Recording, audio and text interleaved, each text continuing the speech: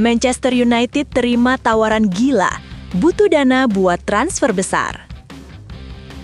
Manchester United diperkirakan akan melakukan beberapa transfer besar di musim panas. Setelah meminjamkan beberapa pemain yang berkinerja buruk di musim panas, MU kemungkinan akan mendapatkan uang tunai di jendela transfer mendatang. Marcus Rashford dan Rasmus Højlund adalah dua pemain dalam situasi tersebut. Rashford yang dipinjamkan ke Barcelona memiliki opsi pembelian senilai 30 juta euro atau 26 juta pounds oleh klub Spanyol tersebut.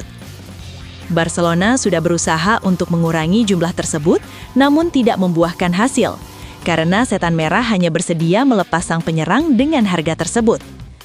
Meskipun demikian, Barcelona dilaporkan telah mengajukan upaya baru untuk mengubah struktur kesepakatan Rashford. Dilaporkan bahwa mereka sebenarnya ingin meminjamkannya dengan kesepakatan yang sama persis seperti kontraknya saat ini, tahun depan, 1 tahun lagi dengan opsi perpanjangan 26 juta pounds di akhir kontrak. Sang penyerang ingin tetap bersama raksasa Spanyol itu, dalam kapasitas apapun, tetapi berharap untuk menjadi pemainnya secara permanen. Diyakini bahwa banyak pertemuan antara tim dan MU semuanya diinisiasi oleh Barca, dalam upaya untuk mempermudah kesepakatan bagi mereka.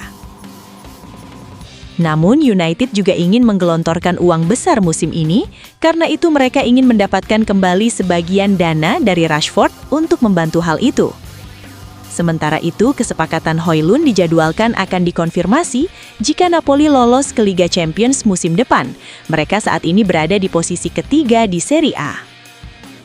Namun, Direktur Napoli, Giovanni Manna, menyatakan bahwa transfer tersebut akan tetap berjalan terlepas dari terpenuhinya syarat tersebut.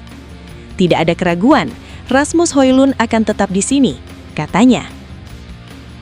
Kami memiliki kewajiban untuk membeli dari Manchester United jika Napoli lolos ke Liga Champions, tetapi dia tetap ada dalam rencana kami terlepas dari kondisi ini, ujarnya. Hal itu akan membuat United mendapatkan 44 juta euro atau 38,2 juta pounds dari pemain yang tidak pernah memenuhi reputasinya di klub. Namun tampaknya dia lebih cocok kembali ke Italia. Di sisi lain, MU telah bersaing untuk mendapatkan Elliot Anderson dari Nottingham Forest. Mereka bersiap untuk setidaknya satu perekrutan besar di lini tengah pada musim panas. Dengan Casemiro yang akan pergi, Elliot Anderson adalah salah satu favorit mereka. Apakah mereka akan mampu mendapatkannya? Di tengah persaingan dari rival Manchester City masih harus dilihat, dan sekarang ada lapisan ketidakpastian lain dalam pengejaran tersebut. Tim Talk juga mengetahui bahwa Newcastle dapat memulai pengejaran mengejutkan terhadap mantan gelandang mereka. Hal itu terjadi seiring dengan bintang-bintang mereka, Bruno Guimaraes dan Sandro Tonali, yang menarik perhatian beberapa klub besar menjelang musim panas. Harga 90-100 juta pounds yang diminta Forest dari Anderson akan membuat The Newcastle memecahkan rekor transfer mereka.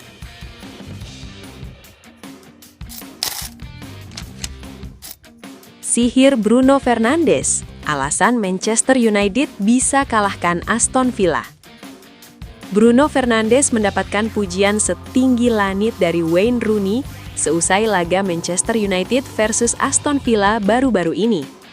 Ia menilai Setan Merah bisa meraih 3 poin di laga itu berkat aksi magis sang kapten. Manchester United baru saja menggelar pertandingan pekan ke-30 Premier League 2025-2026.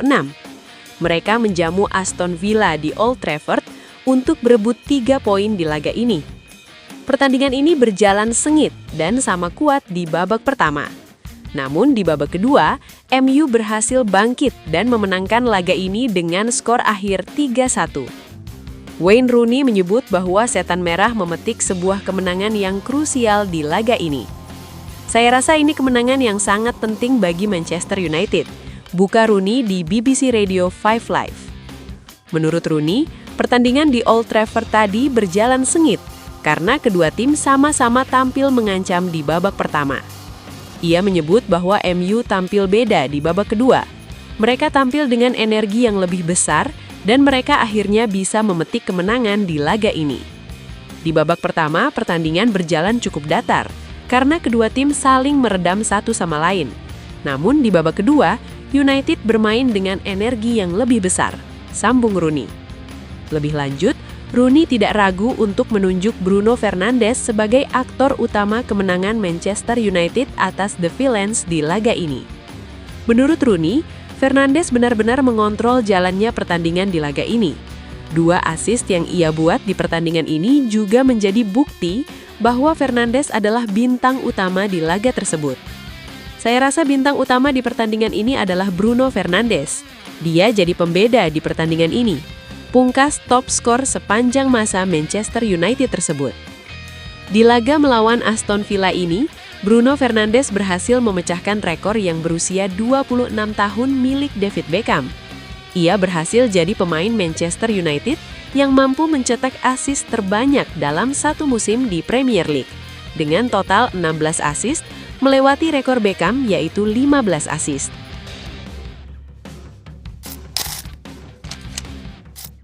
Michael Carrick membuat keputusan mengejutkan dengan mencadangkan Benjamin Sesko dan memberi tempat bagi Amad Diallo.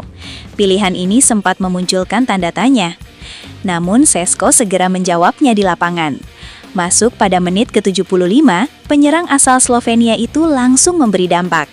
Ia memanfaatkan bola liar di kotak penalti melalui sontekan tajam yang berbuah gol.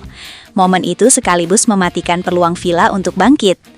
Performa tersebut kembali menegaskan reputasi Sesko sebagai super sub mematikan. Meski bermain singkat, insting golnya tetap tajam. Casemiro kembali menunjukkan perannya sebagai jangka tim.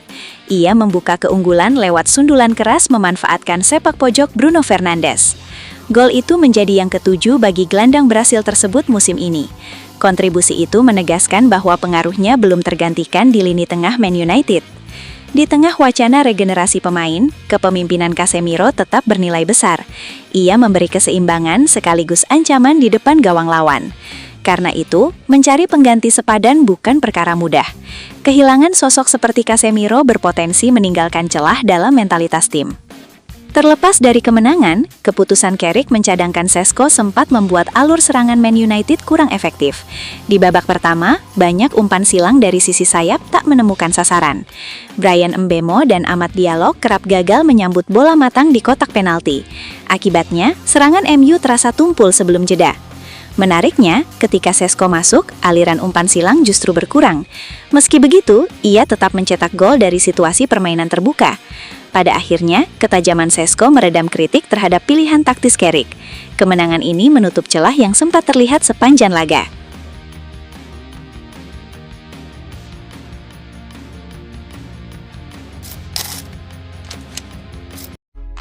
Buat fans Manchester United sejati, minta doa dan dukungannya untuk tim kebanggaan kita semua dengan mengetik amin di kolom komentar.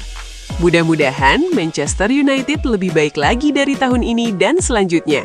Amin.